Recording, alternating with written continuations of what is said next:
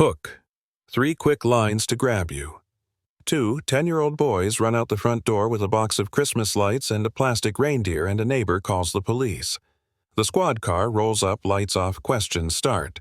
And their mother, who actually manages the county's public safety budget, pulls into her driveway to find her kids being treated like suspects. Yeah, that really happened. Really. My name is Lena Harper, and I want you to sit with this scene for a second. Lawn chairs, tipped back a cheap speaker, playing Jingle Bells, kids in matching ugly sweaters laughing so loud they scare the birds away. Picture it like a movie. Only it's real life, and the soundtrack cuts out when someone with power decides you don't belong. You know the kind of power I mean.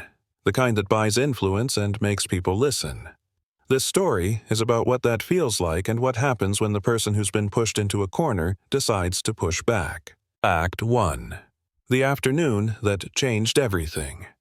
It was a cold Saturday in late November when my sons Miles and Theo dragged their boxes of lights into the yard.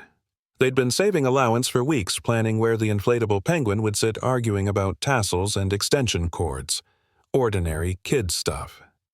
We had just moved into Willowbrook Estates a couple years earlier. Tree-lined streets, a homeowners association that policed lawn ornaments like Olympic judges, a place people bragged about on neighborhood apps. I thought we belonged there. I had worked my whole career to live in a place like that, and yeah, I knew some folks would notice us moving in, but I never expected what came next. 2 houses over lived Evelyn Price, retired real estate agent, HOA president, married to a man who owns a couple of security companies and writes checks to the local police association. Evelyn watched the boys from her window, rolling her eyes when they tangled cords, smiling a little too tight when they sang off key. She stared for 30 minutes, then she dialed 911. Her voice was calm, precise. 2 juveniles are stealing decorations from a house on Maple Lane. She described them without saying their names, not bothering to say they were her neighbors. She knew how to phrase it so it would hurry officers along. Officer Mark Ellis pulled into our street about 3 minutes later. No siren, just a calm presence, the kind that says, "We're here, but let's keep this polite." He stepped out the winter air, puffing around his jacket, and asked the boys what they were doing. "We're decorating, sir," Miles said, chest puffed out like 10-year-olds do when they're proud. "For our house." Mark didn't look convinced. He asked for ID. He asked whose parents were home. The boys offered to show him their rooms. I mean, what else do 10-year-olds do when they're accused of theft? He reached for his radio like muscle memory, and Evelyn walked down her steps. Arms crossed, watching. Then my car turned into the driveway. I got out and everything felt loud, the officer's questions, my heart in my throat. I said my name. I said this was our house. I said those exact words, "They're my sons." He hesitated, then admitted they'd been responding to a report. I asked who called. He shrugged. "Dispatch protocol. I can't disclose that." Evelyn stayed on her sidewalk and didn't meet my eyes. They left. But the damage wasn't the 30 minutes. It was the way my boys looked at me afterward. Confused, shaken, wondering if they had done something wrong just by being themselves. That night, Miles asked me, "Mom, why did she call?" "We were only decorating." Theo asked quieter, "Mom, do you think people will always look at us like that?" I held them and felt something hard and hot sitting in my throat. Act 2. Pulling the thread. I don't tell you this as a politician or a headline. I tell you this as a mother who also happens to manage public safety contracts for Willow County. My job was to approve budgets, review patrol allocations, push for training about bias and de-escalation. Stuff I believed in because I'd seen what happens when power goes unchecked. I wear that job home. I carry that responsibility. So when a neighbor calls the police on my kids, something in me doesn't want to let it be a whispered thing, a neighborhood scuff that people scroll past on their phones. A reporter named Rosa Vega, sharp patient, the kind of journalist who keeps coming back, DM'd me a clip that Sunday. Someone had posted our front yard camera footage in a community thread, and it wasn't long before it went viral. Rosa smelled a pattern. She asked for records, dispatch logs, 911 histories, and she didn't stop. She filed requests, she called, she knocked on doors. What she found made my stomach drop and my jaw lock. Evelyn had placed 10 calls to dispatch over the past 6 years. Not one was about construction or neighborhood safety that affected everyone. They were complaints targeting families who didn't fit her idea of Willowbrook. The officer who'd stopped my boys, Mark Ellis, had multiple civilian complaints on his file, most involving kids of color. The police union had protected him with grievance filings that kept him on patrol, backpedaling any suspension. Meanwhile, response times favored the prettier parts of town. Neighborhoods like Evelyn's got officers in minutes. Other areas waited far longer for the same kind of call. Rosa published piece after piece. She assembled logs, timestamps, emails from the HOA charity checks donation records showing Evelyn's husband giving to the officers' political committees. She found complaints filed only against families who were new to the neighborhood, or whose kids were black or brown. It wasn't a single bad apple. It was a system that rewarded attention to certain people and ignored the harms it created elsewhere. When those articles hit social media, something shifted. People who had shrugged suddenly remembered seeing similar things. A child questioned while walking to school, a barbecue interrupted by patrol cars, a delivery driver followed until he left. The comments filled with anger, but also with stories of exhaustion, and we couldn't stay. Rosa's reporting asked a simple question. What happens when neighborhood policing becomes a tool to push people out? Twist. The evidence that changes the story.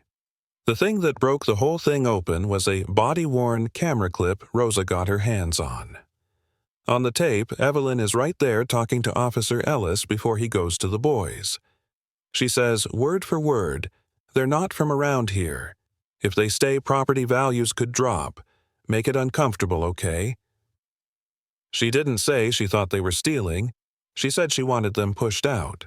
That line, "make it uncomfortable," is the kind of line that lands like a weight. It changed the narrative from a suspicious neighbor to intentional harassment. We had phone metadata showing she watched the kids for 30 minutes as they came out of our house, and only after half an hour did she call. There were emails where she suggested different approaches to the HOA, telling members the Harpers need to be reminded where they belong. The documents lined up like beads on a string pattern in tent protection. Rosa kept digging.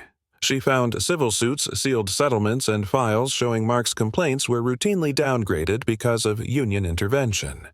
She found that the union had strong ties to Evelyn's circle through donations and social events.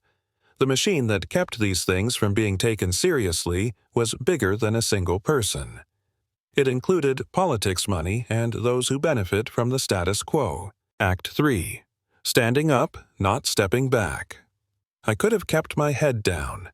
I could have told my kids to stop decorating to keep their joy small. I've been told to step back, from board members, from colleagues, from people who fear the fallout.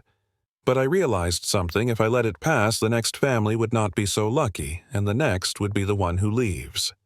I had documents, timestamps, evidence. Rosa had sources. We filed for a public hearing. The county meeting that day was packed. Families who'd been silenced, journalists, neighbors, people clutching printouts like lifelines. I presented 19 exhibits: call logs, emails, bylined articles, HOA complaints, the body cam transcript. I read the timestamps aloud and you could hear a pin drop. 2:45 p.m. Kids exit the house. 3:15 p.m. Evelyn calls 911. 30 minutes. Intentional. The council didn't need to guess. When the council voted, they didn't just admonish an HOA member, they changed policy. They created a civilian review board for bias complaints, passed a fair call ordinance making knowingly false 911 reports a criminal offense, and redirected funds to bias training and oversight.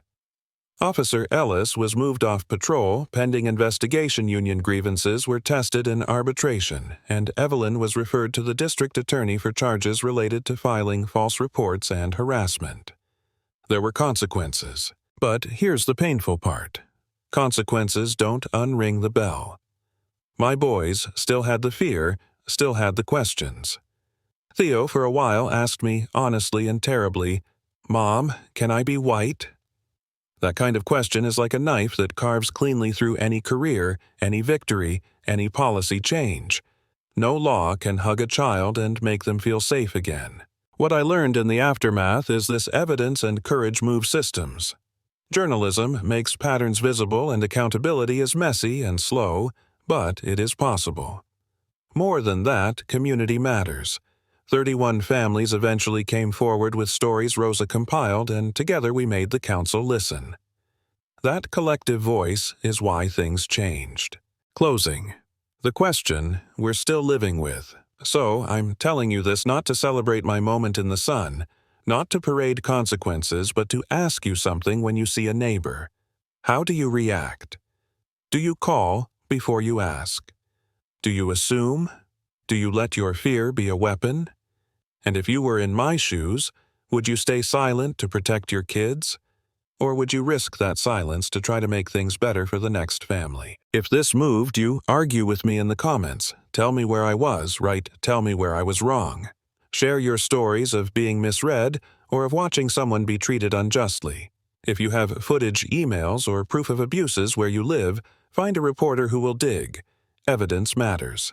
Hit subscribe if you want more stories like this, and click share if you think someone else should hear it. I want to know, have you ever had to explain to your child why the world looks at them differently? How did you answer? Because at the end of the day, we can make laws and we can fire officers and we can pass ordinances. But real change starts when neighbors start choosing to see each other, all of us, as belonging. What will you choose?